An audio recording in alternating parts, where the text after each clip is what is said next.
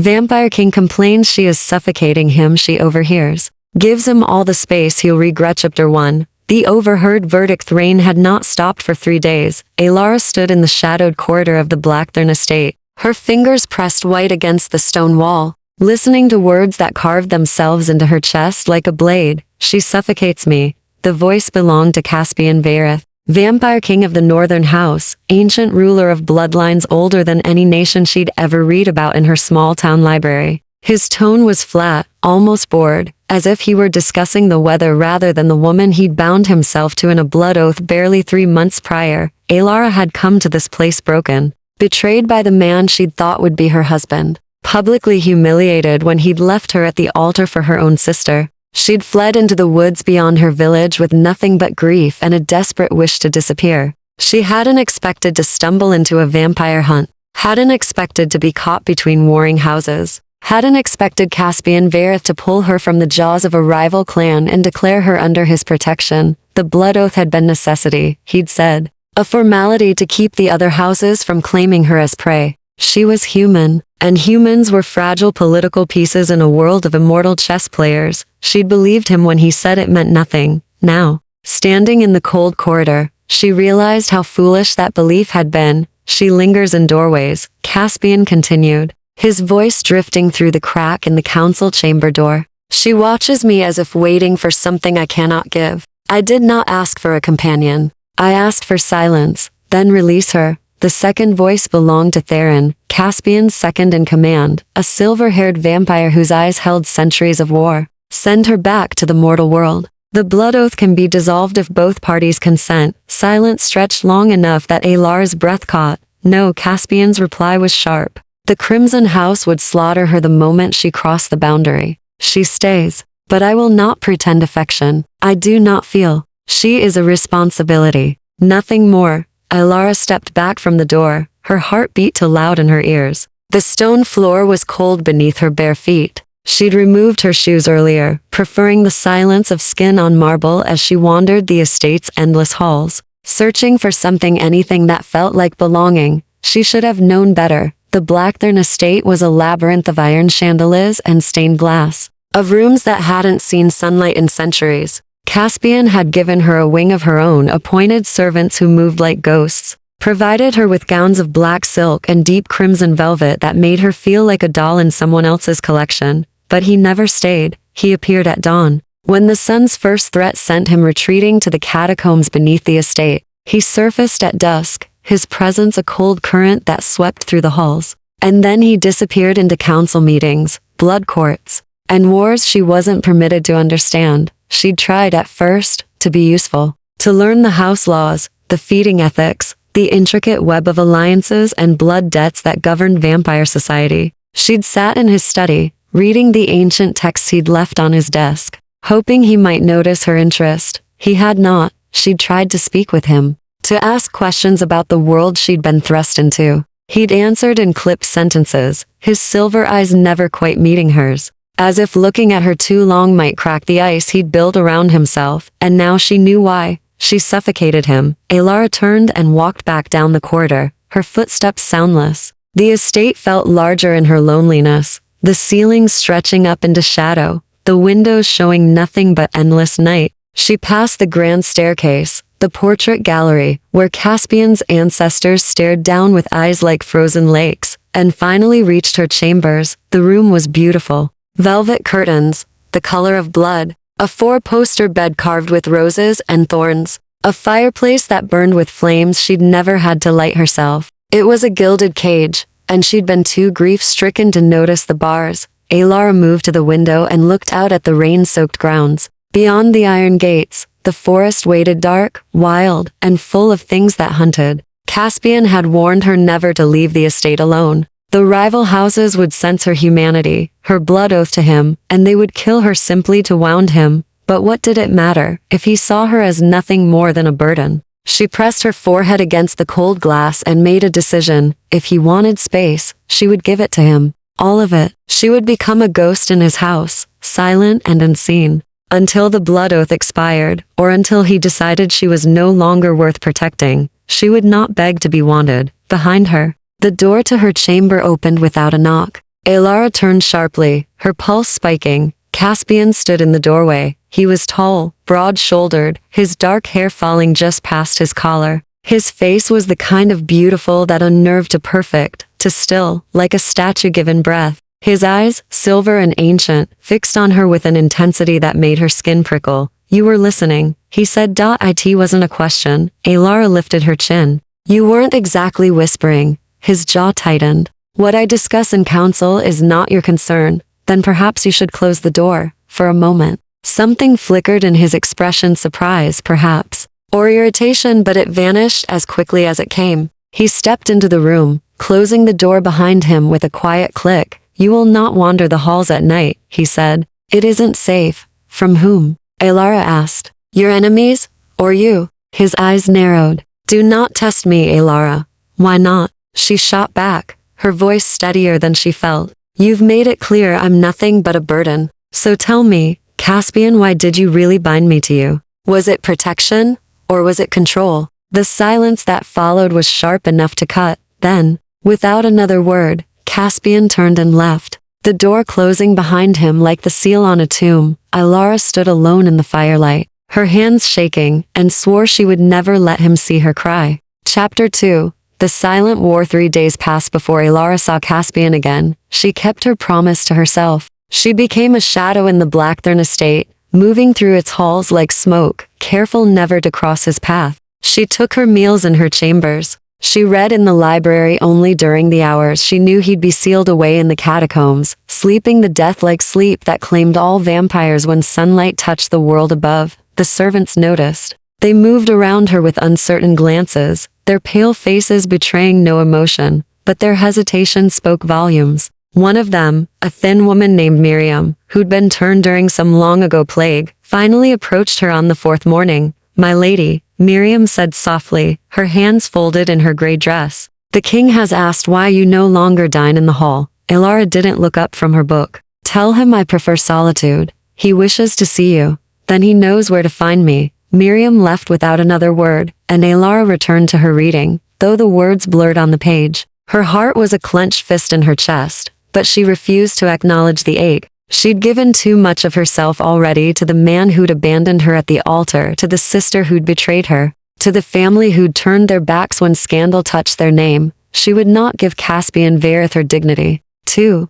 But the estate felt different in his absence. Colder. The shadows seemed darker, the silence heavier. She told herself it was simply the weight of living in a place where death held dominion, where every stone had witnessed centuries of blood and secrets. She told herself she didn't miss him. On the 5th night, she broke her own rule. Alara had discovered a small conservatory on the estate's eastern wing, a glass-domed room filled with night-blooming flowers that released their fragrance only after dark. It was the one place that felt alive, where something other than marble and iron dominated the senses. She'd begun spending her evenings there, wrapped in a heavy shawl, reading by candlelight among the jasmine and moonflowers. She didn't expect to find Caspian waiting. He stood at the center of the conservatory, his back to her, one hand resting on the edge of a stone fountain that no longer ran. He wore black, as always, his coat tailored to his frame, his dark hair tied back from his face. He didn't turn when she entered,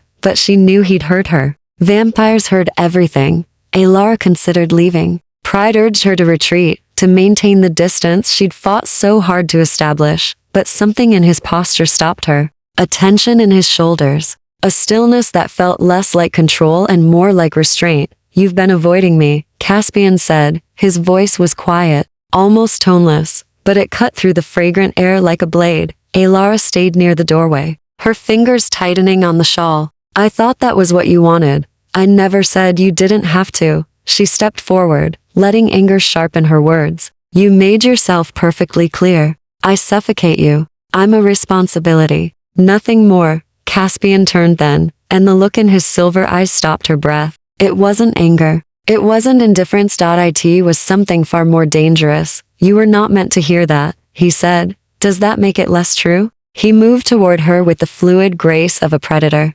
closing the distance between them until she could see the faint lines at the corners of his eyes, the only hint that he'd lived far longer than his face suggested. This close, she could feel the unnatural cold that radiated from him, the absence of a heartbeat, the stillness of something that had forgotten how to be human. You want the truth? Caspian's voice dropped lower. Very well. You unsettle me, Alara. You move through my home as if you belong here, as if centuries of darkness and death mean nothing to you. You look at me as if I'm still capable of being a man, instead of the monster I've become. Alara's breath caught. I never asked you to be anything other than what you are. No, he agreed. You simply existed, and that was enough to remind me of everything I've lost. The words hung between them, raw and unexpected. 300 years, Caspian continued, his gaze never leaving hers. 300 years since I walked in daylight, since I tasted food, since I felt warmth that didn't come from fresh blood.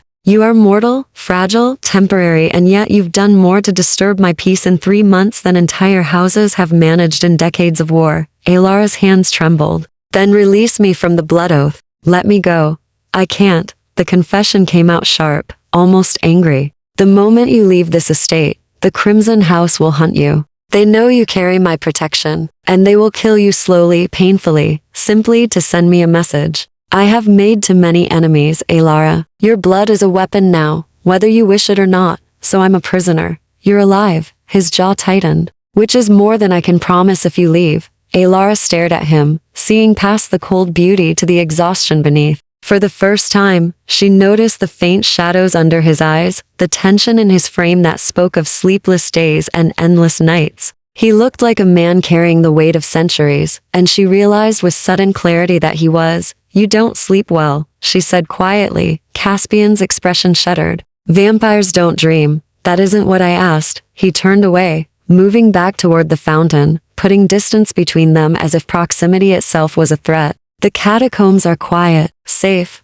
but they are also empty. After 3 centuries, the silence becomes difficult. Alara's anger softened, replaced by something more complicated. Is that why you push me away? Because I make the silence harder to bear? Yes. The admission was barely a whisper. And because I have nothing to offer you but darkness, Alara, no sunlight, no warmth, no future that doesn't end in blood or death. You deserve better than this half-life, maybe, Alara said, stepping closer. But I didn't ask for what I deserve. I asked for the truth. Caspian looked at her, then, really looked at her, and something cracked in his carefully maintained control. The truth is that I am selfish enough to keep you here, knowing it will destroy you. The truth is that I think of you when I shouldn't, that I listen for your footsteps in the halls, that the sight of you makes me remember what it felt like to be human, and I hate you for it. The words should have hurt. Instead, they felt like the first honest thing he'd ever said to her. Then stop hiding from me, Alara said.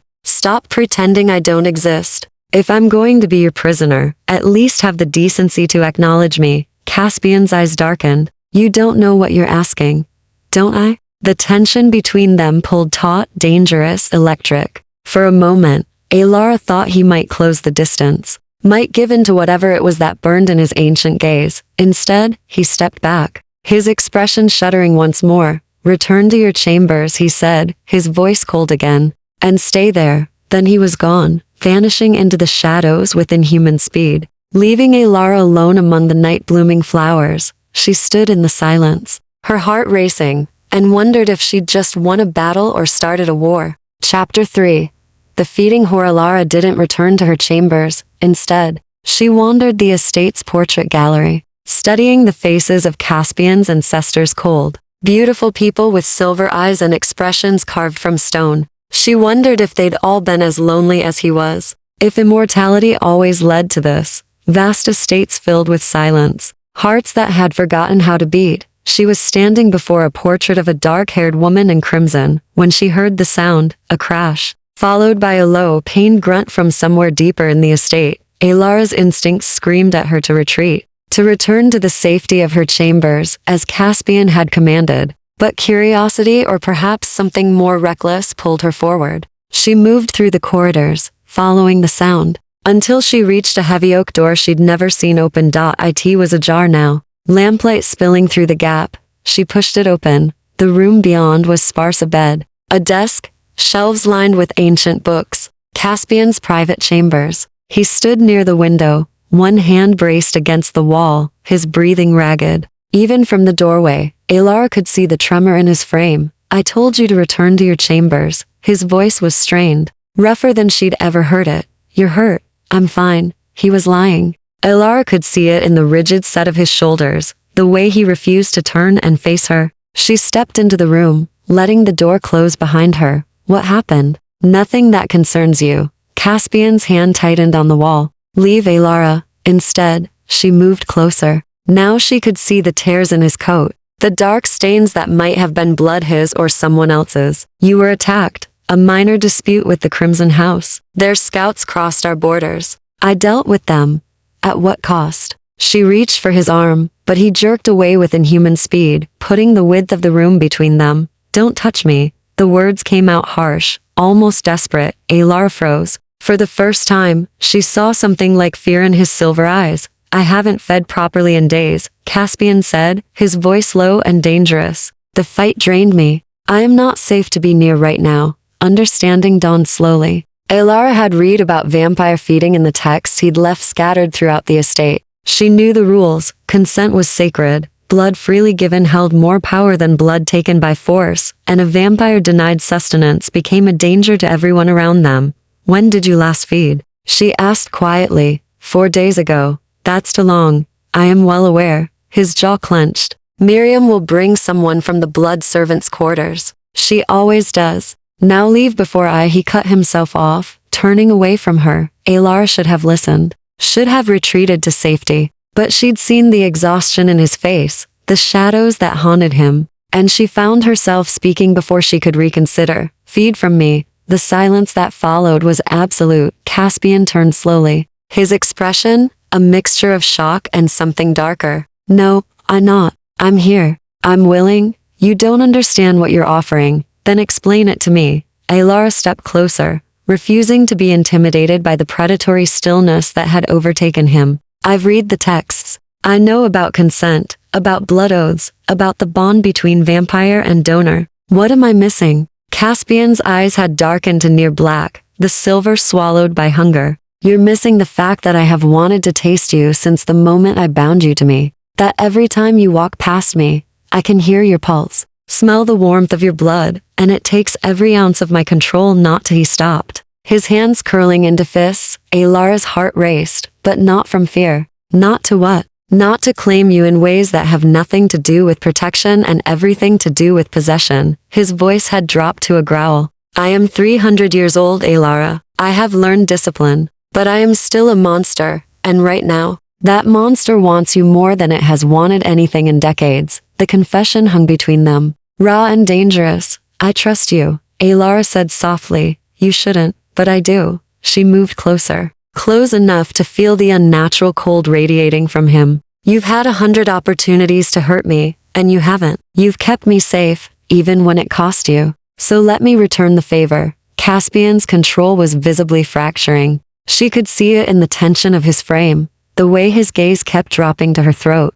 If I start, I may not be able to stop. Yes, you will. Alara reached up and swept her hair away from her neck, exposing the pale column of her throat. Because you're not the monster you think you are. For a long moment, Caspian simply stared at her, and she saw the war raging behind his eyes, hunger versus control, desire versus honor. Then, with a sound that was almost a sigh of defeat, he closed the distance between them. He moved with careful precision, one hand coming up to cup the back of her head, tilting it gently to the side. His touch was cold, but surprisingly gentle, and Alara's breath caught as he leaned in close. This will hurt, he whispered against her skin. I know. His lips brushed her throat, feather light, and then she felt the sharp sting of his fangs piercing her skin. The pain was immediate but brief, replaced quickly by a strange warmth that spread through her veins like honey. Alara gasped, her hands instinctively gripping his shoulders for balance. She could feel him drinking, feel the pull of her blood leaving her body.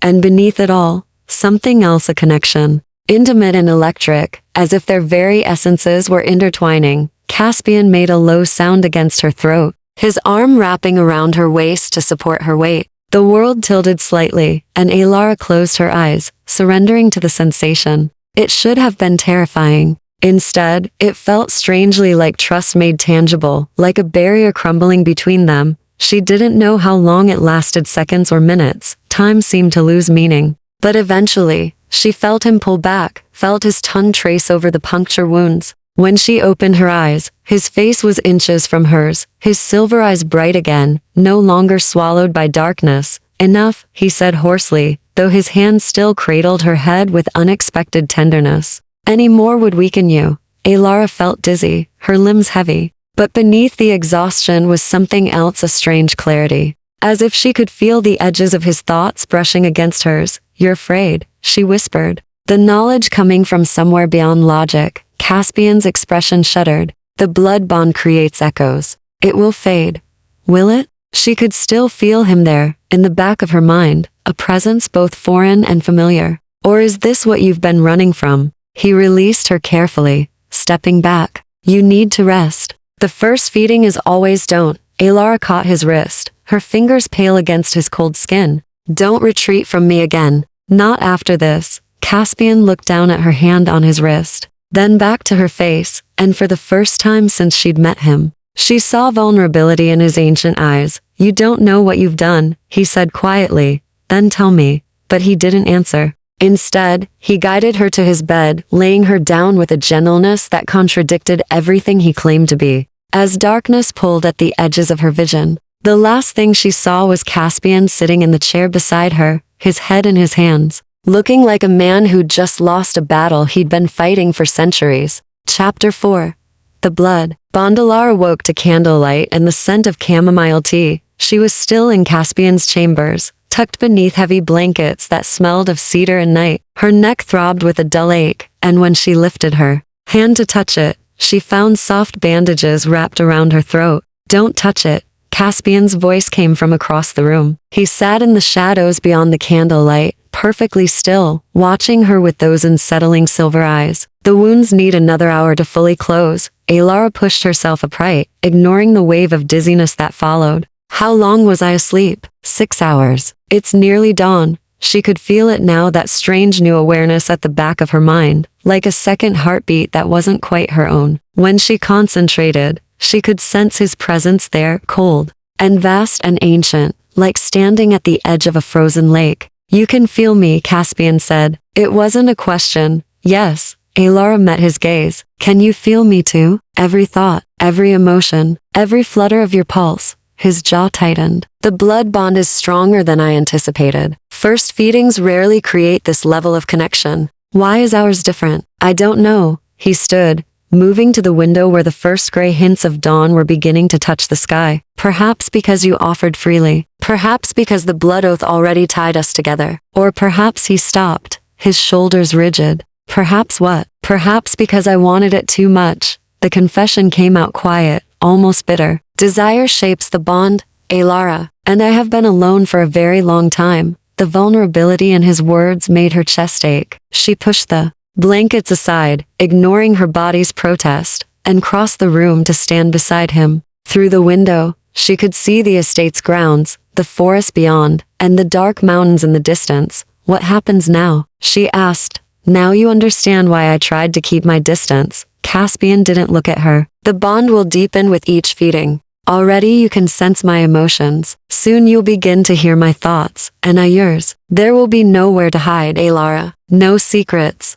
No walls. You will know every terrible thing I've done, every drop of blood I've spilled, and you will carry that weight whether you want to or not. And you'll know me, Alara said softly. My fears, my failures, the humiliation of being left at the altar, the betrayal of my own family. Caspian finally turned to look at her. I already know those things. I can taste them in your blood, the grief, the loneliness, the desperate wish to matter to someone. The words should have felt like an invasion. Instead, they felt like being seen for the first time in her life. Does it disgust you? She asked. My weakness? No. His hand rose, hesitating for a moment before his fingers traced the edge of the bandage at her throat with unexpected gentleness. It makes you human, real, everything I've forgotten how to be. The touch sent shivers down her spine, and she knew he could feel her reaction through the bond. His eyes darkened slightly, and she felt an echo of heat, his desire, bleeding through their connection. You need to return to your chambers, Caspian said, but he didn't remove his hand. Dawn is coming. I must go to the catacombs.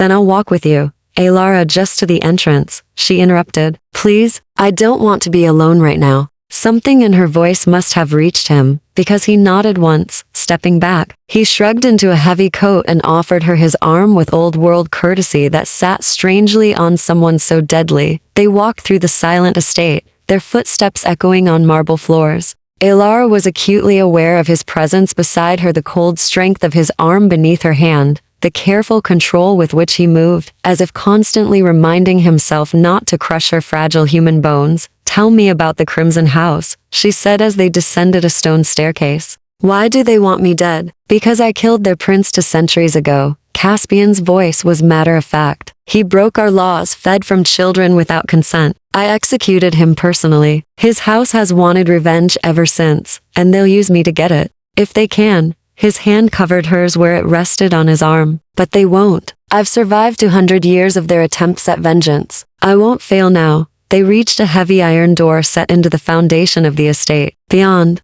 it, Alara knew, a tunnel led down to the catacombs where Caspian and the other vampires of his house slept away the lethal daylight hours. Caspian turned to face her, his expression grave. When I'm below, the bond will feel different, distant. Vampires sleep like the dead during daylight, no dreams, no consciousness. You'll be alone in your mind again. Will it hurt? No, but it may feel empty.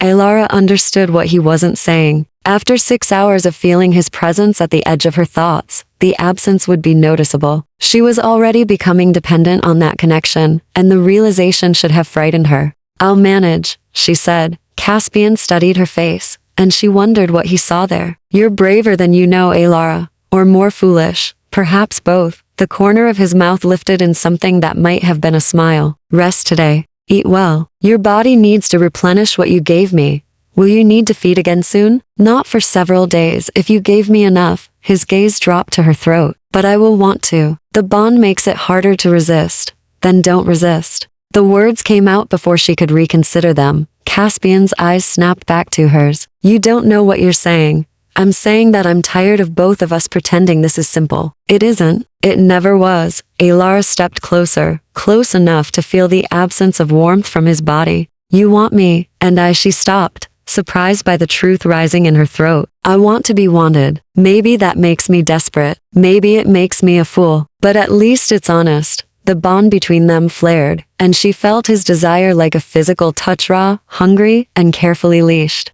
Alara. Her name was a warning. I know what you are, Caspian. I know you've killed. I know you're dangerous. But I also know you wrapped my throat in bandages and watched over me while I slept. I know you're terrified of hurting me. She reached up and touched his face, her warm fingers against his cold skin. So stop trying to be the monster you think I should fear, and just be yourself. For a moment, she thought he might kiss her. The desire was there in his eyes, in the tension of his body, in the pull of the bond between them. But the first rays of sunlight were beginning to filter through the distant windows, and she felt him flinch away from even that indirect threat. I have to go, he said roughly. I know. He caught her hand before she could withdraw it, pressing it briefly to his lips in a gesture that belonged to a different century. Lock yourself in your chambers today. The servants will bring you food. Don't wander the estate while I sleep. Why not? Because Theron and the others will wake before I do, and they won't be as careful with you as I am. His grip tightened slightly. Promise me, Alara. I promise. He released her and turned toward the iron door, pulling it open to reveal darkness beyond. But before he descended, he looked back at her one last time. When I wake tonight, he said quietly, we need to talk about what happens next. The Crimson House won't stop hunting you. And this bond between us, it will only make you a bigger target. Then we'll figure it out together. Caspian's expression softened, just for a moment, and she felt a wave of something through the bond, gratitude, perhaps, or hope, or something too complex to name. Then he disappeared into the darkness, and the iron door swung shut behind him. Alara stood alone in the corridor, one hand pressed to her bandaged throat, and felt the bond between them stretch and thin as he descended into death's sleep. The emptiness was immediate. She'd been wrong. It did hurt. Chapter 5. The Crimson Warnangelera kept her promise for exactly 3 hours. She returned to her chambers, ate the breakfast Miriam brought, and tried to read. But the emptiness where Caspian's presence had been gnawed at her like hunger. She paced her rooms, finding them suddenly too small, too suffocating, despite their elegance. By midday, she couldn't bear it any longer. She told herself she was simply exploring, that wandering the estate during daylight hours was perfectly safe. The vampires slept. The servants were human and posed no threat. She needed air, space, something to distract her from the hollow ache in her chest. The estate's eastern terrace overlooked the valley, and Ilara found herself drawn there by the promise of sunlight, something Caspian would never see. She stood at the stone railing, letting warmth touch her face, and wondered how anyone could bear immortality if it meant losing this. He told you to stay in your chambers. Ilara spun around. Theron stood in the terrace doorway, his silver hair gleaming in the afternoon light that didn't quite reach him. He looked younger than Caspian, perhaps 40 when he'd been turned, but his eyes held the same ancient weight. You're awake, Ilara said, fighting to keep her voice steady. Some of us don't sleep as deeply as our king. Theron moved into the shade of the terrace's covered section, stopping at the boundary where shadow met sunlight. We older ones learn to rise early, sleep late. It's a survival skill. I wasn't doing anything wrong. No. His gaze was assessing, cold. You're standing exposed on a terrace visible from 3 different vantage points beyond our borders. The Crimson House has scouts with long-range crossbows. All it would take is one bolt, and Caspian's protection becomes meaningless. Ilara's hand instinctively went to her throat. I didn't think. No, you didn't. Theron stepped closer, still keeping to the shadows. Let me make something clear, girl. I've served Caspian for over a century. I've watched him survive wars, betrayals, and losses that would have destroyed lesser vampires. In all that time, I've never seen him as distracted as he's been since he bound you to him. That's not my fault, isn't it? Theron's expression hardened. You offered him your blood last night. I can smell it on you, his mark, his claim. Do you have any idea what you've done? He was starving himself. He was maintaining control. Theron's voice rose slightly. Caspian hasn't fed directly from a living donor in 50 years. He uses blood servants, takes only what's freely given in controlled circumstances, precisely to avoid bonds like the one you've created. Ilara felt heat rise in her cheeks. He didn't tell me that. Because you didn't ask. You simply offered yourself up like some lovesick maiden in a Gothic novel. Theron moved closer, and Ilara had to force herself not to retreat. The blood bond makes him vulnerable, Ilara. It gives his enemies a weapon. Every vampire in the Crimson House can now sense his connection to you. They'll know exactly how to hurt him, by killing me, by doing far worse than that. Theron's gaze was pitiless. They'll take you alive, torture you slowly, and through the bond, Caspian will feel every moment of your pain. It will destroy him more surely than any blade. The words settled over Ilara like ice water. She'd been so focused on the intimacy of the bond, on the connection it created, that she hadn't considered the tactical implications. What should I do? She asked quietly. Leave. Theron's answer was immediate. Let him dissolve the blood oath. We'll provide you with gold. Arrange safe passage to a distant city where the houses have no reach. Start over. He said the Crimson House would kill me if I left. They would have, before the bond. Now? Theron shook his head. Now you're more valuable alive as bait. They'll let you run, follow you. Wait until you're far from Caspian's protection. Then they'll take you, and use you to lure him into a trap. Ilara's hands clenched on the railing. So my choices are to stay here and endanger him, or leave and endanger myself. Yes. Theron's expression softened slightly. I don't blame you for caring about him, girl. Caspian is easy to care about, once you get past the ice. But caring isn't enough. This world will devour you, and it will make him watch. Before Ilara could respond, Theron stiffened, his head turning toward the estate's borders. His nostrils flared. Get inside, he said sharply. Now.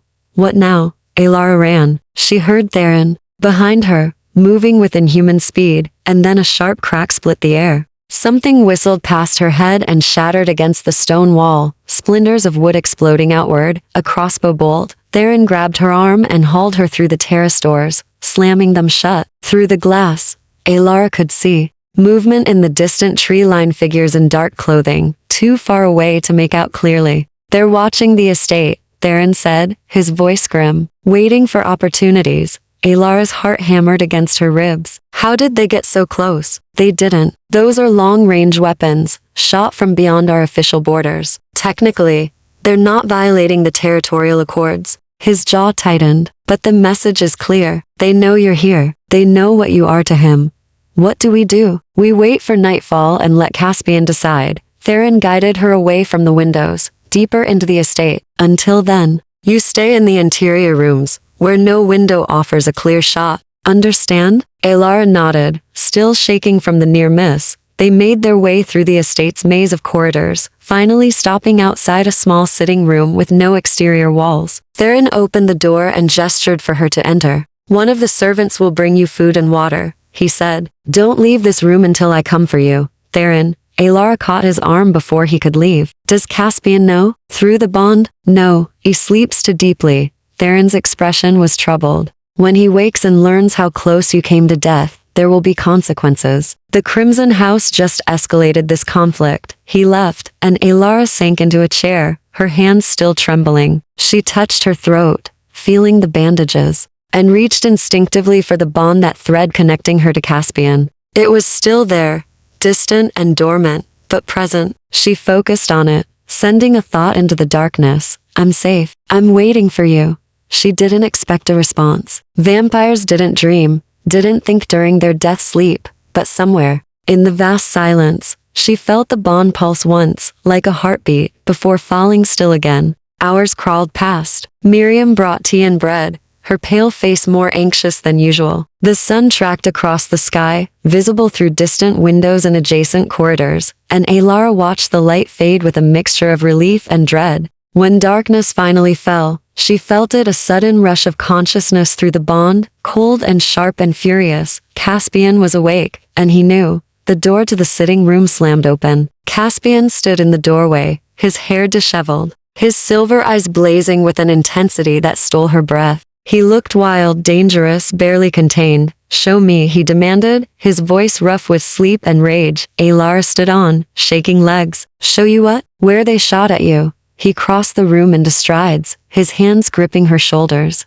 Not hard enough to hurt, but firm enough to convey the storm raging inside him. I felt your fear through the bond. When I woke, I felt the echo of your terror. Show me where it happened. The Eastern Terrace. But Caspian, he released her and turned toward the door, but Alara caught his arm. Wait, she said. Theron said we need to talk about this, about what it means. Caspian looked down at her hand on his arm, then back at her face. The fury in his eyes hadn't dimmed, but beneath it she could feel something else through the bond, fear, raw and overwhelming. They tried to kill you, he said quietly. While I slept, they tried to take you from me, but they didn't. I'm here. I'm safe. This time. His hand came up to cup her face, his thumb tracing her cheekbone with devastating gentleness. Theron was right. The bond has made you a target. I should never have. He stopped, his jaw clenching. This is my fault. No, Alara said firmly. This is the Crimson House's fault. Don't you dare blame yourself for accepting what I offered freely.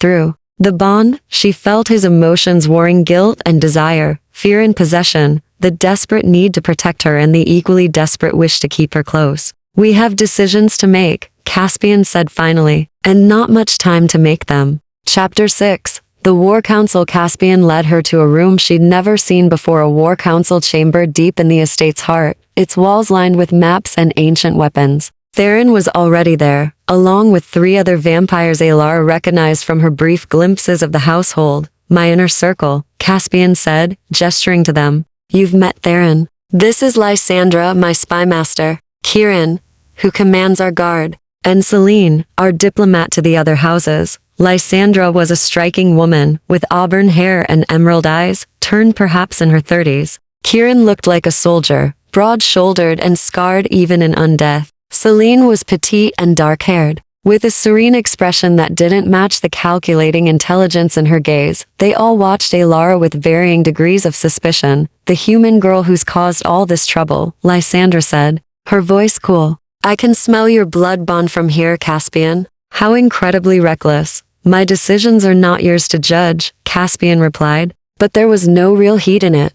When your decisions endanger our entire house, they become our concern. Lysandra moved closer, circling Alara like a predator assessing prey. The Crimson House sent an assassination team to our borders today. That's a declaration of intent. They're preparing for war, and she's the catalyst. I didn't ask for any of this, Alara said, lifting her chin despite her fear. No, but you accepted it when you let him feed from you. Lysandra's eyes glittered. Did you think it was romantic? Intimate? It's a weapon, girl. And now, we all have to live with the consequences. Enough. Caspian's voice cracked like a whip. Elara is under my protection. That makes her house Blackthorn. You will treat her with respect, or you will leave my counsel. Silence fell. Lysandra stepped back, inclining her head in acknowledgement. Though her expression remained cold, Caspian moved to the central table, where a detailed map of the region was spread. Red markers indicated the Crimson House's territory, black markers showed Blackthorn holdings,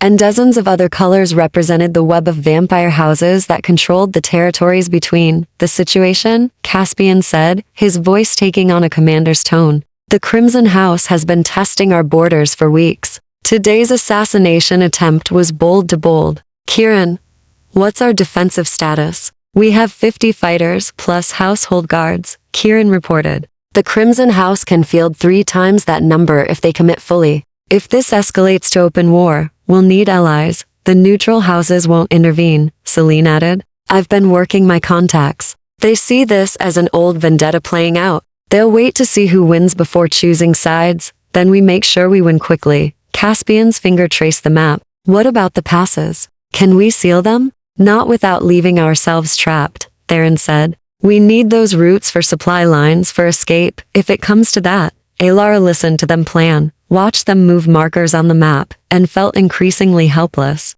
This was a world she didn't understand, governed by rules and alliances centuries in the making. She was a pawn in a game she hadn't known existed. What about me? She asked suddenly. They all turned to look at her.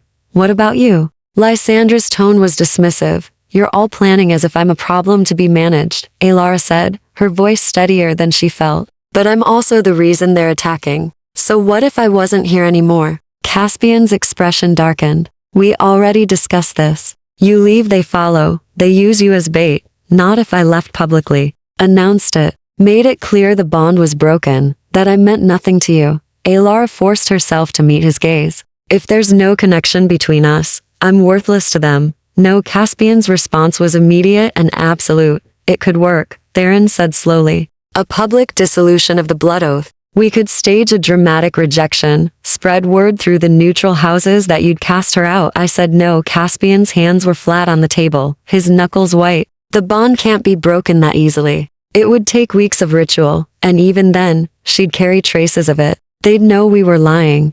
Then what do you suggest? Lysandra challenged. We can't fight a war over one human girl. You can and you will, if I command it. Caspian, Celine's voice was gentle but firm. You know, she's right. We need allies, not enemies. And every house in the region will see you starting a war over a mortal as weakness. They'll question your judgment, your fitness to lead. Let them question. Caspian straightened, his silver eyes hard as diamonds. I've led this house for 3 centuries. I've survived 6 wars, countless assassination attempts, and more betrayals than I can count. I won't sacrifice her to appease our enemies or comfort our allies, even if it costs us everything. Lysandra pressed. Yes. The word fell into silence. Elara felt something break open in her chest, a mixture of terror and awe at the fierce certainty in his voice, at the price he was willing to pay. There's another option, Kieran said quietly. We could turn her. Everyone looked at him. Make her one of us, Kieran continued. A vampire can't be used as leverage the same way a human can. She'd be able to defend herself, fight alongside us, and the bond would stabilize, become a strength instead of a weakness. Elara's blood ran cold. You want to make me immortal? It solves several problems, Kieran said pragmatically. The Crimson House loses their advantage. You gain the ability to protect yourself, and the political situation changes. You'd be House Blackthorn fully, not just a protected human. No, Caspian's voice was flat. Absolutely not. Why not? Lysandra asked. If she's willing, because I won't curse her with this existence. Caspian looked at Elara, and she felt the depth of his conviction through the bond. You think immortality is a gift? It's a prison, an endless cycle of watching everyone you love die, everything you care about crumble to dust. I won't do that to her, even if it's her choice. Elara asked softly, his eyes locked on hers. Especially then. You don't know what you'd be giving up. Sunlight, warmth, the ability to taste food, to have children, to age and die naturally. You'd be trading your humanity for survival. And you'd regret it every day for the rest of eternity. You don't know that. I do. The pain in his voice was ancient and raw. Because I regret it. Every single day. The confession hung in the air between them. Through the bond, Alara felt the weight of his loneliness, the centuries of isolation, the slow erosion of everything that had once made him human. Then what do we do? Celine asked, breaking the heavy silence. We can't fight, we can't run, we can't transform her. What's left? Caspian was silent for a long moment, his gaze distant. When he spoke, his voice was cold and decisive. We negotiate, Theron straightened. With the Crimson House? After what they did today, they want revenge for their prince. I'll give them the opportunity. Caspian's smile was sharp and dangerous. We request a formal challenge under the old laws. Single combat. If I win, they withdraw their vendetta. If they win, he shrugged. They won't have to worry about Alara anymore. That's suicide, Lysandra said bluntly. Their champion is Victor. He's older than you by half a century and trained by warrior monks before he was turned. You can't beat him in single combat. Perhaps not. Caspian's eyes glittered. But I can try. And the laws state that both sides must honor the outcome. It's the cleanest solution. It's the stupidest solution, Theron growled. If you die, our house falls. The Crimson House absorbs our territory. Our people and Alara goes free, Caspian interrupted. The challenge terms will include her safe passage to neutral ground, regardless of outcome. She'll be out of this before I face Victor. No, Alara said. Everyone turned to stare at her. No, she repeated, louder this time. You're not dying for me, Caspian. I won't allow it. You don't have a choice. Then neither do you. Alara moved around the table to face him directly. You keep talking about protecting me, about keeping me safe. But what about what I want? What if I want to fight beside you instead of running away? You can't fight vampires, Alara. You're human. Then teach me. She grabbed his arm, her fingers digging into the cold fabric of his coat. You have weeks before a formal challenge can be arranged, don't you? Use that time. Train me. Let me be useful instead of helpless. It won't be enough, he said, but she could feel his resolve wavering through the bond. Maybe not. But at least I'll go down fighting. She stepped closer, close enough to see her reflection in his silver eyes. You said I was brave. Prove you meant it. Stop trying to protect me from every danger, and start trusting me to stand on my own. Chapter 7. The training. 3 nights later, Alara stood in the estate's underground training hall, her body aching and her pride bruised. Again, Caspian commanded from across the stone floor. Alara gripped the practice blade wooden, waited, to match a real sword and forced her exhausted muscles to move. She lunged forward, aiming for the target he'd marked on the training dummy. Too slow, too obvious. Caspian moved like shadow, disarming her before she'd completed the strike. The wooden blade clattered to the floor, and Alara stumbled, catching herself on the wall. You're telegraphing your intent, he said, his tone clinical. A vampire will read your body language before you move. You'll be dead before the blade leaves your hand. I'm trying, Alara gasped, sweat dripping down her spine despite the catacombs' chill. Try harder. Caspian retrieved the practice blade and placed it back in her hand. Speed won't save you. You'll never be faster than a vampire, but unpredictability might give you a chance. They'd been at this for 3 hours, every night since the War Council. Caspian had brought her down here, teaching her the basics of combat that most humans never learned. How to recognize a vampire's attack patterns, where to strike to cause maximum damage, how to use human weaknesses, the need to breathe, to blink, to think as unexpected advantages. It was brutal work. Caspian showed no mercy, gave no quarter. He'd told her on the first night that kindness would get her killed, and he'd been ruthlessly consistent ever since. Your turn, Alara said, dropping into the defensive stance he'd taught her. Caspian attacked without warning. He moved with inhuman speed, but not at full velocity. He'd calibrated his movements to be just barely within her ability to track. Alara blocked his first strike, deflected the second, and almost managed to dodge the third before he swept her legs out from under her. She hit the ground hard, the impact jarring her bones. You dropped your guard when you dodged, Caspian said, offering his hand. Vampires attack in combinations. Never assume one strike is the last. Alara took his hand, letting him pull her to her feet. His grip was iron cold and steady, and for a moment they stood close enough that she could see the faint lines of concentration around his eyes. I need a break, she admitted, 5 minutes. He released her hand and moved to the weapons rack, examining the various blades and stakes mounted there. Alara sank onto a stone bench, her muscles screaming. She'd discovered new aches in places she hadn't known could hurt. But beneath the exhaustion was something else, a sense of purpose, of agency. For the first time since entering this world, she wasn't just a victim waiting to be rescued. "You're learning faster than I expected," Caspian said, not looking at her. "Is that a compliment? An observation?" He selected a silver dagger and turned it over in his hands. "Most humans freeze when faced with vampire speed. You're learning to anticipate instead of react. I have good motivation." Alara watched him examine the blade.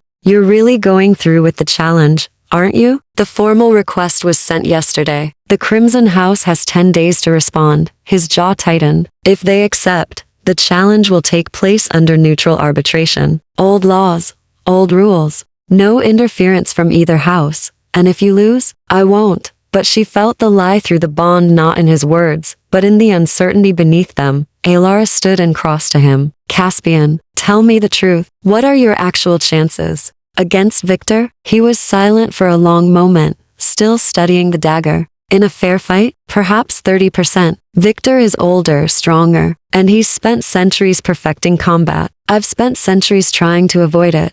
Then why challenge him at all? Because it's the only way to end this without dragging my entire house into a war we can't win." He finally looked at her, and she saw the weight of leadership in his ancient eyes. "I've made many mistakes in 300 years, Alara, but I won't let my people die for my choices. If this ends with me, so be it.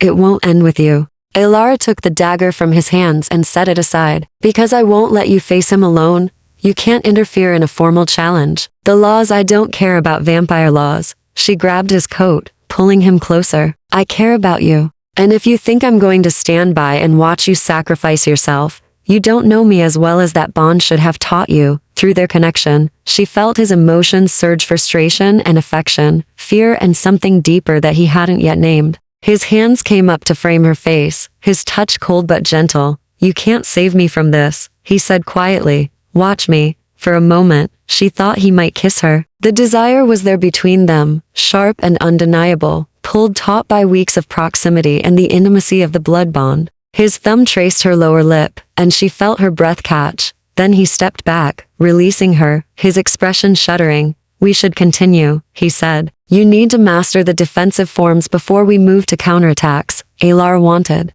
to scream at him, to demand he stop retreating every time they got close to something real. But she understood, through the bond, what he wouldn't say aloud: that he was terrified of wanting her too much, of giving her hope when he expected to die. So instead, she picked up the practice blade and returned to the center of the floor. "Then teach me," she said. They trained until dawn threatened, until Alara could barely lift her arms, and Caspian had to support her weight to help her back up the stairs. He walked her to her chambers, his arm around her waist, her head resting against his shoulder in exhaustion. At her door, he hesitated. "You fought well tonight," he said softly. "I got knocked down 17 times, yes, but you got back up 18 times. His hand touched her cheek. "That's what matters, Alara. Not whether you fall, but whether you rise." She leaned into his touch, too tired to hide her need for his presence. "Stay with me tonight, just until I fall asleep." She felt his internal struggle through the bond, the desire to stay warring with his fear of getting closer. "Please," she whispered.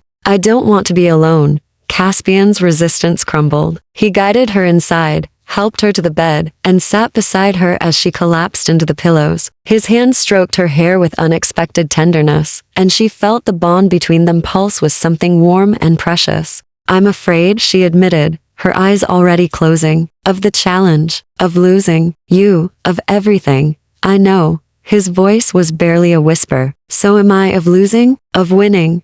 His hand stilled in her hair. "Because if I survive, Alara, I'll have to face what I've been denying since the moment I bound you to me." "What's that?" She felt him lean closer, felt his cold breath against her ear as he spoke. "That I've fallen in love with you, and I have no idea how to keep you without destroying you." Alara's eyes opened, her exhaustion forgotten. But when she turned to look at him, Caspian was already standing, already moving toward the door. "Sleep," he commanded gently. "We train again tomorrow night." Then he was gone, leaving her alone. With the echo of his confession and the warmth of the bond connecting them, Alara pressed her hand to her chest, feeling her heart race beneath her palm, and smiled into the darkness. She was terrified, exhausted, and trapped in a world that wanted her dead, but Caspian Vareth loved her, and somehow, that changed everything. Outside her window, the first light of dawn broke across the horizon, and somewhere deep beneath the estate, she felt Caspian descend into sleep.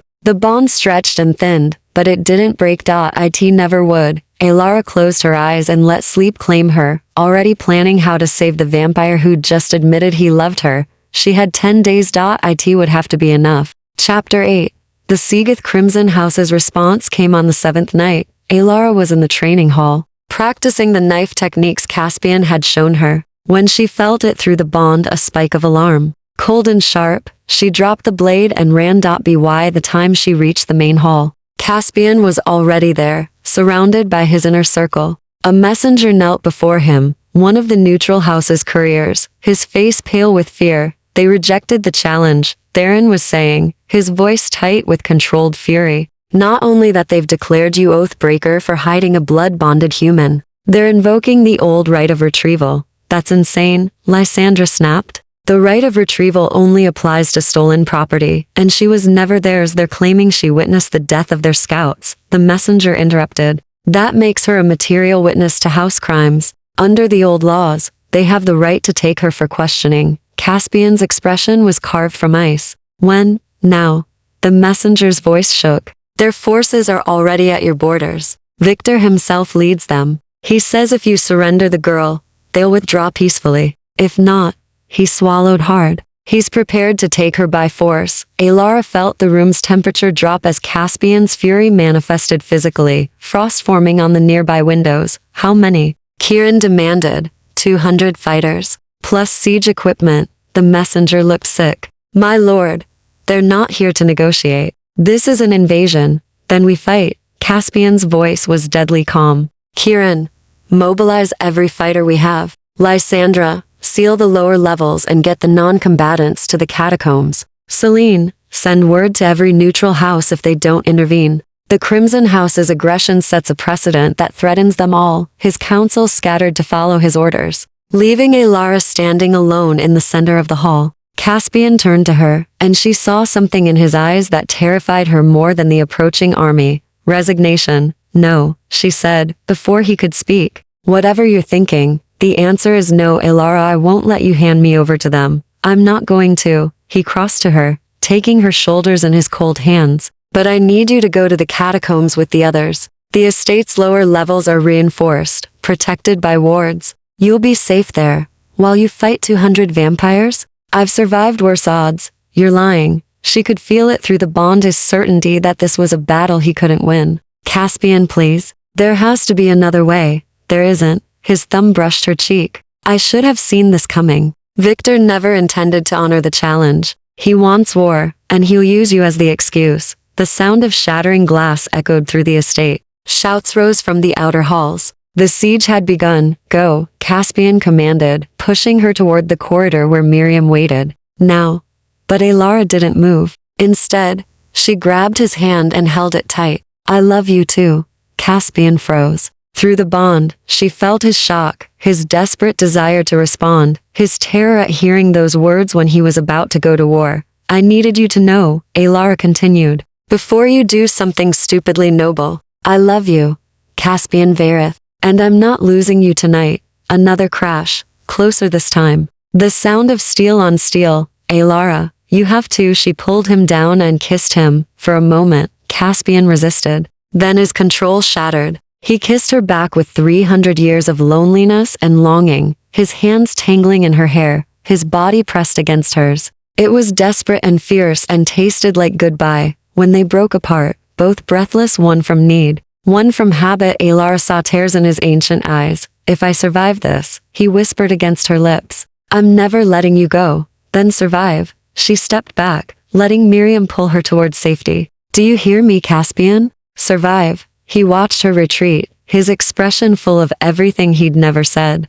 And then he turned toward the sounds of battle and vanished into the chaos. The catacombs were a maze of stone corridors carved deep beneath the estate. Miriam led Alara through passages lit by dim torches, past ancient crypts and sealed vaults, until they reached a large chamber where the non-combatants had gathered. There were perhaps 30 of them blood servants, human staff, and a handful of vampires too young or too old to fight. They huddled together in frightened clusters, listening to the sounds of battle filtering down from above. Alara found a corner and sank to the floor, her hand pressed to her chest, where the bond pulsed with Caspian's presence. Through it, she could feel flashes of his experience, the clash of weapons, the surge of combat, the cold calculation as he fought. He was magnificent, deadly, 3 centuries of suppressed violence unleashed, but he was also outnumbered. An hour passed. Then too, the sounds from above grew louder, closer. Alara felt Caspian's exhaustion through the bond, the toll that sustained combat was taking even on his immortal body.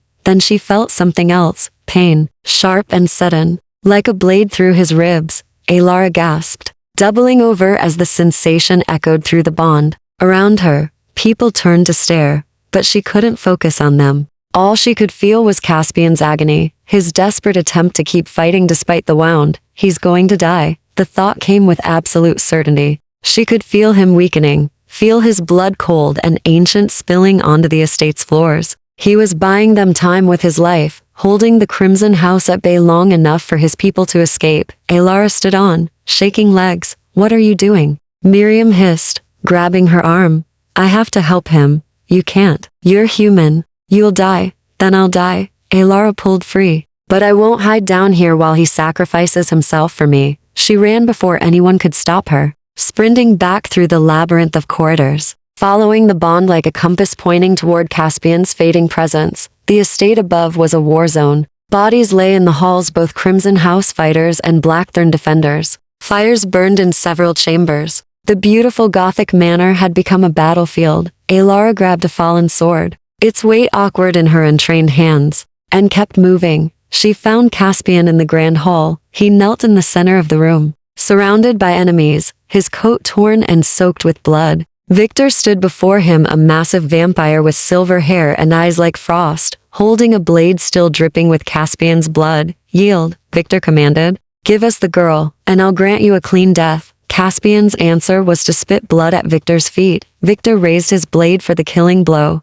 Alara didn't think. She simply acted. She burst from the corridor, screaming, drawing every eye in the room. Victor turned toward her, surprise registering on his ancient face. And in that moment of distraction, Caspian moved. He surged upward with the last of his strength, his own blade finding the gap in Victor's armor. It wasn't a killing blow. Vampires were too hard to kill, but it was enough to make Victor stumble backward. "Run!" Caspian shouted at Alara. Instead, she ran toward him. She didn't know what she was doing, didn't know if it would work, but she remembered something Caspian had taught her during training, that vampires healed faster when fed. That blood was power in ways mortals couldn't comprehend. Alara reached Caspian and pressed the sword into his hand. Then, before he could stop her, she pulled the bandages from her throat, exposing the healed marks from his previous feeding. "Drink," she commanded. "Now." "Alara, no, do it, or we both die." Around them, the Crimson House fighters closed in.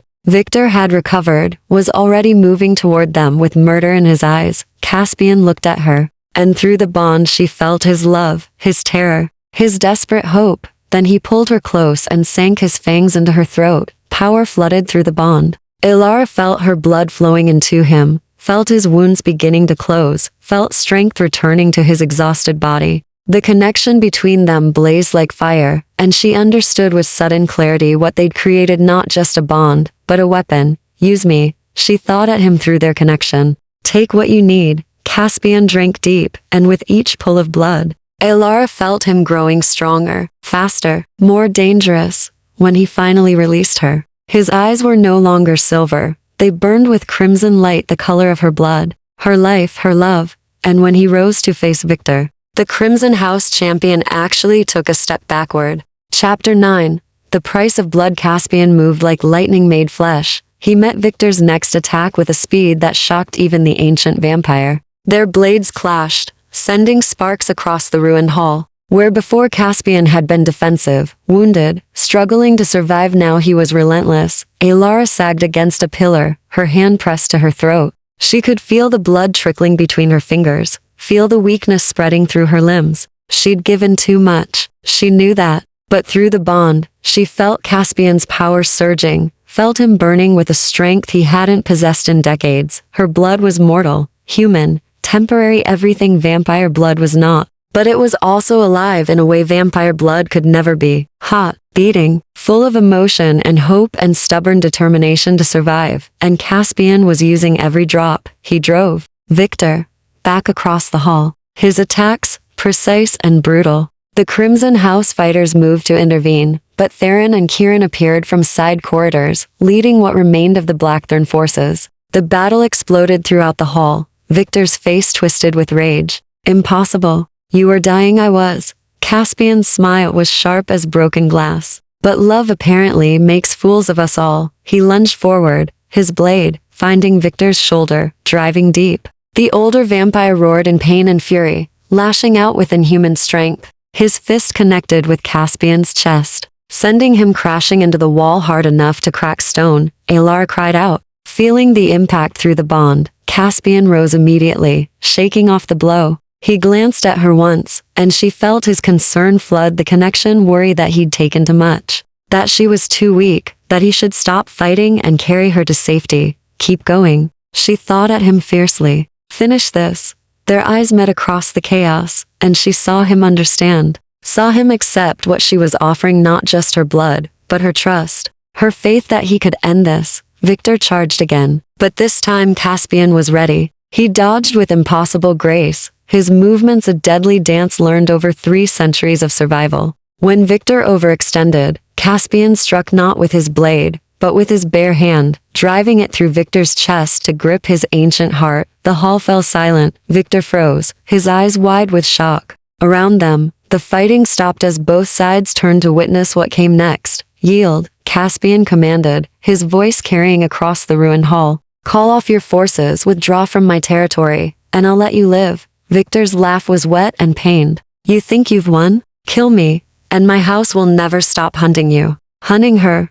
Then perhaps I should kill you and take my chances. Caspian's fingers tightened around Victor's heart. Wait, Celine stepped forward from the shadows, her diplomatic robes torn, but her expression calm. There's another way. The old laws allow for blood debt. Victor challenged you unlawfully, invaded your territory without just cause. By rights, his house owes you restitution. Victor spat blood. The Crimson House owes nothing to this oathbreaker. You declared me oathbreaker on false grounds, Caspian countered. Alara was never your property. She witnessed nothing but your scouts trespassing on my land. Your right of retrieval was a lie, and this invasion was an act of war. His hand twisted slightly, making Victor gasp. The neutral houses are watching, Victor. What precedent do we set tonight? Silence stretched. Alara could feel Caspian's exhaustion through the bond, feel him using the last reserves of strength her blood had given him. If this didn't end soon, he would collapse. Then a new voice spoke from the hall's entrance. Enough. An elderly vampire stepped forward,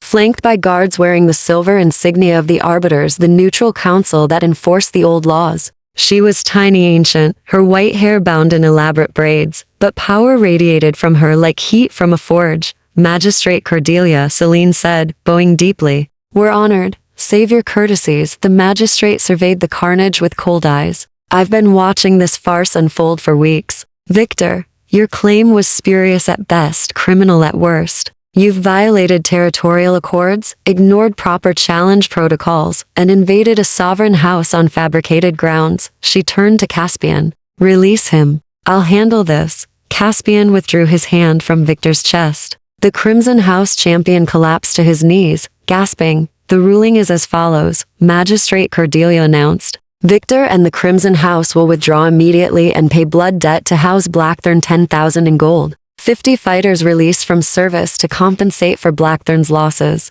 And a formal apology, witnessed by all neutral houses. That's outrageous, Victor began. Silence. The magistrate's voice cracked like a whip. You're fortunate I don't strip your house of its territories entirely. The vendetta against Caspian Vareth is declared settled. Your prince broke our laws. His execution was justified. Let it end here, or I'll see your entire bloodline dissolved. Victor's face twisted with hatred, but he bowed his head. As the magistrate commands, Good. Now get out of my sight. Cordelia watched as the Crimson House forces began their retreat, carrying their wounded. When the last of them had gone, she turned to Caspian. You, on the other hand, are an idiot. Caspian swayed slightly, but managed a thin smile. Magistrate, a blood bond with a mortal? Public displays of combat while half dead? And feeding from her during battle? Cordelia shook her head. You've created a political nightmare, Caspian. Every house in the region will be watching to see what happens when that girl dies. And she will die, humans always do. I know, Caspian said quietly. Do you? The magistrate moved closer, studying him with eyes that had seen millennia. Because from where I stand, you've just declared to every vampire in existence that you value one mortal life above your entire house's stability. That kind of vulnerability is dangerous, boy. It makes you a target. Let them target me. Caspian's gaze found Alara across the hall. She's worth it. Cordelia followed his look, her expression softening slightly when she saw Alara slumped against the pillar, pale and bleeding. She gave you her blood during combat. Foolish, but brave. You chose well, at least. I didn't choose. Fate did. Fate. The magistrate snorted. Is that what we're calling it now? She gestured to her guards. Get the girl to safety before she bleeds out. And you need to feed properly and rest. That mortal blood won't sustain you for long. Caspian crossed to Alara in 3 strides, catching her before she could slide to the floor. She looked up at him with hazy eyes, her skin cold to the touch. Did we win? She whispered. We survived. He lifted her into his arms with infinite care. That's close enough. Good. Her head lolled against his shoulder. Because I think I'm going to pass out now. Don't. His voice was rough with fear. Stay with me, Alara. Just a little longer. But her eyes were already closing, her breathing shallow. Through the bond, he felt her consciousness slipping away, her body shutting down to conserve what little blood remained. Miriam. Caspian's shout echoed through the hall. Get the physician, now. He carried Alara through the ruined estate, past bodies and broken furniture and scorched marks on ancient stone. His people watched him pass their immortal king, covered in blood, both his own and his enemies. Cradling a dying mortal as if she were the most precious thing in existence. Perhaps she was. He reached her chambers and laid her gently on the bed. Her pulse was threadbare, her skin pale as marble. He could smell her blood, could see it seeping through his fingers where he pressed against her throat wound. You foolish, brave, infuriating woman, he whispered, smoothing hair back from her face. Why did you come? I told you to stay safe. But he knew why. Could feel it through the bond, even as it flickered and faded. She'd come because she loved him, and love apparently made fools of them all. The physician arrived, an ancient vampire woman named Helena who'd been healing injuries for 6 centuries. She took one look at Alara and began issuing rapid orders. Bandages, herbal tinctures, blood replenishment drafts designed for mortal servants. Caspian stood aside, watching helplessly as they worked to save her life. And realized with cold clarity what Magistrate Cordelia had meant. This was his future now. Watching Alara risk herself, bleed for him, age and weaken while he remained frozen in time. Every day would bring her closer to death, while he stayed unchanged, immortal, eternal. He'd loved her enough to accept that burden, but could she love him enough to forgive him for it? Through the bond week now, barely a whisper, he felt her answer. Yes. Caspian sank into the chair beside her bed and took her hand, pressing it to his lips. Then live, he whispered. Please, Alara, live. Chapter 10. The Coesir awoke to sunlight. For a moment, she thought she died. Vampires couldn't tolerate sunlight, and yet golden warmth streamed through the windows of her chamber, painting everything in shades of amber and honey. Then she remembered. She wasn't a vampire. She was still human, still mortal, still alive. Her hand went to her throat, finding fresh bandages wrapped carefully around her neck. Her body felt hollow, depleted, as if she'd been wrung out and hung to dry. But she was breathing. Her heart was beating. She'd survived. You've been asleep for 3 days. Alara turned her head slowly, because even that small movement made her dizzy, and found Caspian sitting in the shadows beyond the sunlight's reach. He looked terrible. His clothes were rumpled, his hair disheveled, and dark circles shadowed his silver eyes. Have you been here the whole time? She asked, her voice hoarse. Yes. No elaboration. No excuse. You should be resting, healing. I've fed. I've healed. He stood and moved to the edge of the shadow, as close to her as the sunlight would permit. You, on the other hand, lost nearly half your blood. Helena said, another 10 minutes and you would have been beyond saving. Alara pushed herself upright despite her body's protests. But I'm not. We're both alive. We won.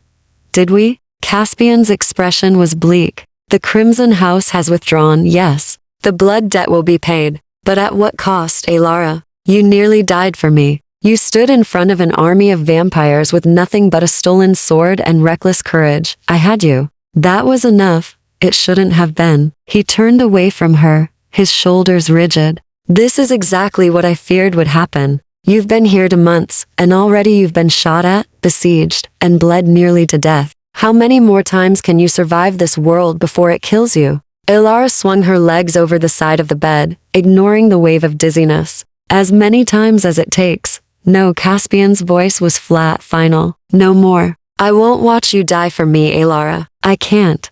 Then what are you saying? He finally turned to face her, and she saw the decision written in every line of his ancient face. I'm saying we end this. The blood bond can be severed through ritual. It will take weeks, but it can be done. The Crimson House's vendetta is settled. You'll be safe to leave, to return to the mortal world and build a normal life. Without you, yes, the word came out broken. Without me, Alara stood on, shaking legs, using the bedpost for support. And if I don't want that, what you want doesn't matter. Caspian's control was fracturing. She could feel it through the bond, his love warring with his fear, his desperate need to protect her even from himself. I'm 300 years old, Alara. I've had a lifetime to make my choices. You've barely had 25 years. You deserve sunlight, warmth, children, a husband who can grow old beside you. I don't want any of that. Her shout echoed through the chamber. I want you, you stubborn, self-sacrificing fool. I want this life,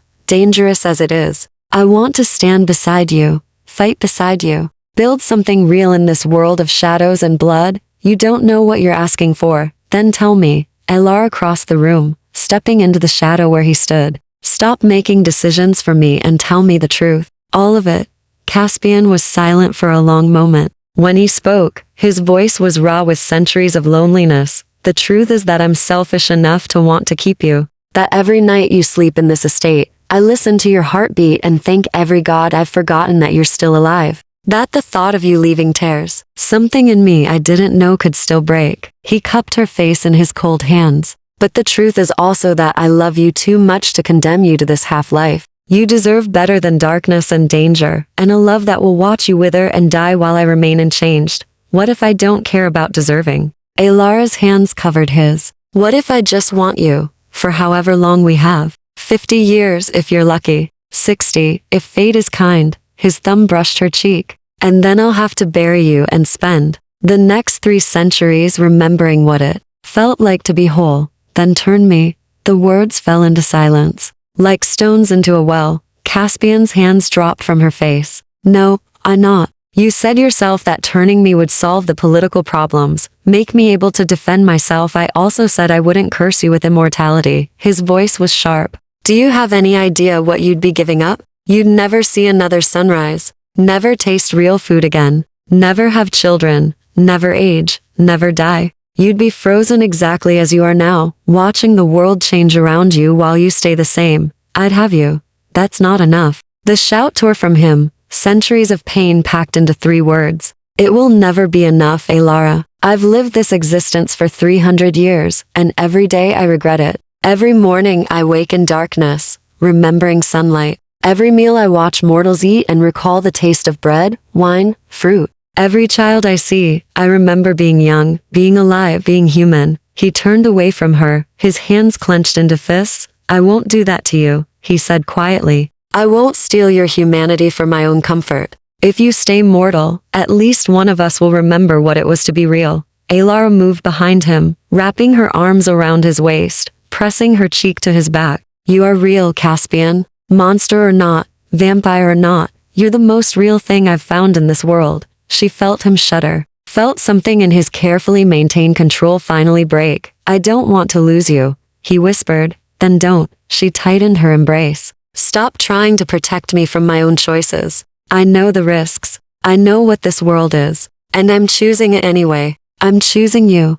For how long? He turned in her arms, his silver eyes bright with unshed tears. How long before you resent me for the life you gave up? How long before you look at the sun and hate me for taking it from you? I don't know, Alara admitted. Maybe never, maybe tomorrow, but isn't that what love is? Choosing someone anyway, despite the risk? Caspian stared at her, and she felt the bond between them pulse with everything he couldn't say: his love, his fear, his desperate hope that maybe, just maybe, they could make this work. If I agree to this, he said slowly, we do it on your terms. You stay mortal for now. We take time to be certain this is what you want. And if you ever change your mind, if you ever want to leave, I won't. But if you do, he continued firmly, I won't stop you. No blood bond, no manipulation, no vampire tricks to keep you against your will. You'll be free to choose always. Partnership, Alara said. Not possession. Yes. He touched her face again, gentle as a breath. Partnership. Equal standing. Even if you're mortal and fragile and far too brave for your own good, and if I eventually want to be turned? Caspian's jaw tightened. Then we discuss it. Years from now, when you've lived enough mortal life to know what you're sacrificing. Not today, when you're still weak from blood loss and drunk on survival. It wasn't the answer she wanted, but it was honest. And honesty, Alara was learning, was the rarest gift in the vampire world. Okay, she said. We'll wait. We'll see. But Caspian? Yes? I'm not going anywhere. He pulled her close, burying his face in her hair, and she felt him tremble with relief and terror and love. Neither am I, he whispered against her skin. Not anymore. They stood together in the shadow as sunlight painted the world beyond. Mortal and immortal, temporary and eternal, choosing each other despite every reason they shouldn't. Outside, the estate was already being repaired. The blood had been cleaned from the floors, the bodies buried or burned, the broken furniture replaced. House Blackthorn would survive this war, as it had survived countless others, but something had changed. The Vampire King had chosen love over loneliness, and for Alara, standing in his arms, that was victory enough.